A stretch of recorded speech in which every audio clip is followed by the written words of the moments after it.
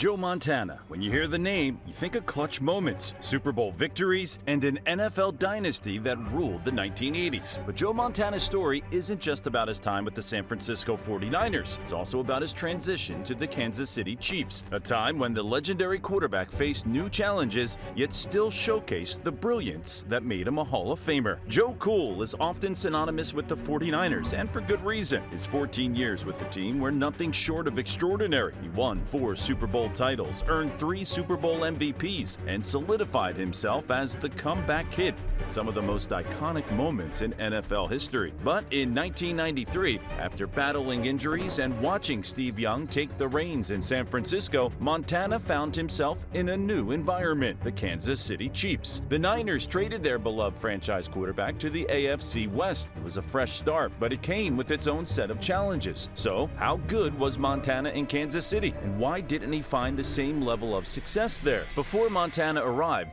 the Kansas City Chiefs were a team in search of an identity. The late 1980s and early 1990s were a mixed bag for the franchise. Under head coach Marty Schottenheimer, who took over in 1989, the Chiefs had started to turn things around. They made the playoffs in 1990, 1991, and 1992, but success was elusive. Each postseason appearance ended in disappointment, with early exits that left Chiefs Kingdom frustrated. In the years just before Montana's arrival, the Chiefs were a team with a solid foundation, but missing that one key piece, a quarterback who could take them over the hump. Their defense was strong, anchored by stars like Derek Thomas and Neil Smith. The running game with Christian Okoye and later Barry Word was formidable, ranking near the top of the league in rushing yards. But the passing game was inconsistent, held back by a revolving door of quarterbacks who couldn't quite get the job done. When Montana arrived in 1993, he was expected to be that missing piece. The Chiefs' offensive line was decent but not elite. They were solid in run blocking but struggled at times in pass protection, something that would prove challenging for an aging quarterback who had already endured his share of injuries. The receiving corps featured solid but not spectacular players like Willie Davis and J.J. Burden, and they added a young tight end, Keith Cash, who showed promise. The standout was former Raiders running back Marcus Allen, who joined the Chiefs in 1993 as well, adding a versatile weapon to the offense. The Chiefs jumped at the opportunity to add 2 former Super Bowl winning MVPs to their roster. Montana and Allen gave Kansas City legitimate hope and championship aspirations. Would it be enough for them to finally get to the promised land? They hadn't been to the Super Bowl since 1970,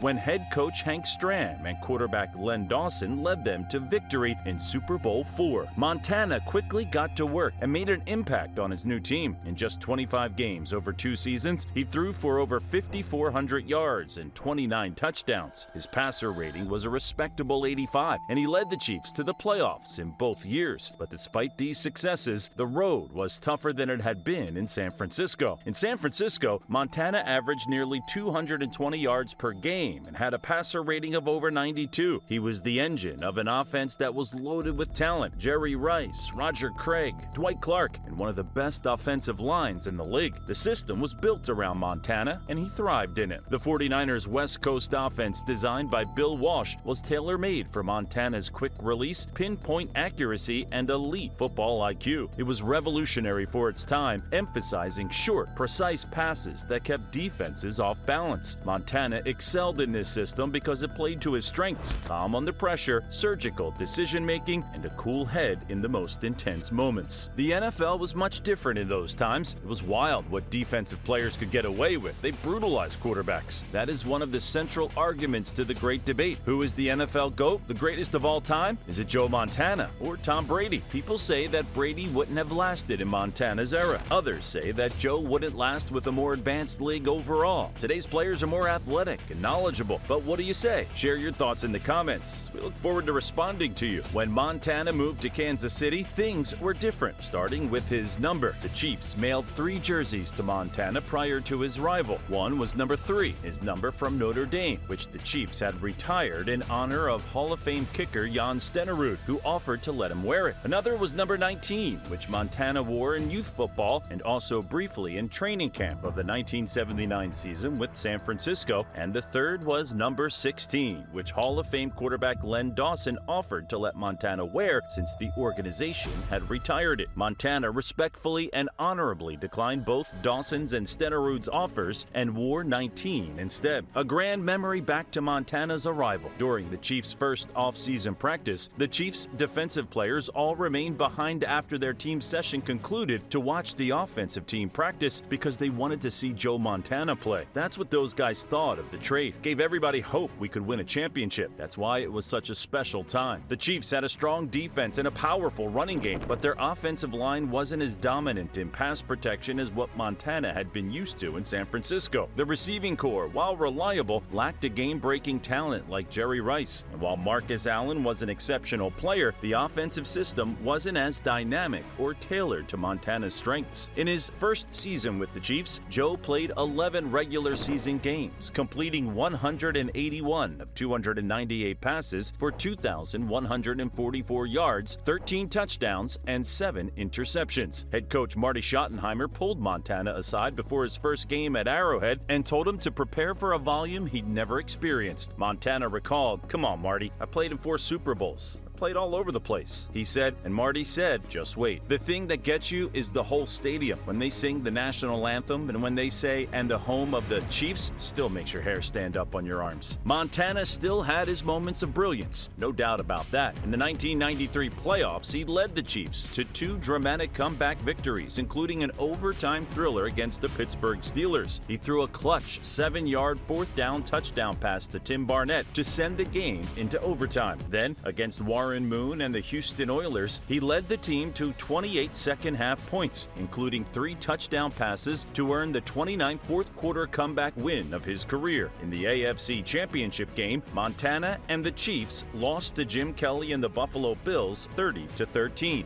Unfortunately, due to Montana suffering a concussion during the 3rd play of the 3rd quarter. Who knows if the comeback king would have delivered another classic 4th-quarter miracle. What do you think? To our OG football fan, was Joe winning that game? Including their 2 playoff victories that year, the Chiefs only had 1 prior playoff win since Super Bowl IV in 1970. The 1993 Chiefs won 13 games, which tied the franchise record for wins in a season. Joe Montana showed that even in his late 30s, he could still pull off the kind of magic that made him a legend in San Francisco. In the following season, Montana returned healthy, starting all but 2 games. His highlights included a classic duel with John Elway and the Denver Broncos, which Montana and the Chiefs won 31-28 on Monday Night Football. There was another memorable game in Week 2 when Montana played against his old team, the San Francisco 49ers, and Steve Young. In a much-anticipated matchup, Montana and the Chiefs prevailed and defeated the Niners 24-17. Montana led his team to a 9-7 record, sufficient for another postseason appearance, where they lost in the wildcard round to Dan Marino and the Miami Dolphins 27-17. Age and injuries took their toll on the legendary passer. Montana missed significant time due to various injuries, and the Chiefs, while good, couldn't give him the same level of protection or playmaking support he had with the 49ers. The result, Montana's time in Kansas City, while memorable, didn't bring the same kind of success. So why didn't Montana achieve the same success in Kansas City as he did in San Francisco? It wasn't about a decline in talent or ability. Montana was still one of the best quarterbacks in the league, but football is a team sport, and in Kansas City, the pieces around Montana weren't as perfectly aligned as they were in San Francisco. In the end, Joe Montana's time in Kansas City added another layer to his legacy. It showed that even in a different environment, even when facing adversity, Montana could still compete at a high level. He may not have added another Super Bowl ring to his collection in Kansas City, but he reminded everyone why he's one of the greatest to ever play the game. How high do you rank Joe of the NFL greats? Is he the GOAT, or is Tom Brady the GOAT? Let us know in the comments. Also, if you have any favorite moments of Joe, leave them below. Joe Montana, the man who defined what it means to be a champion in San Francisco, and who, even in Kansas City, proved that greatness isn't just about the rings. It's about showing up time and time again when it matters most. Thank you for watching all the way to the end. If you enjoyed the video, join the Halftime family and check out some of our other videos.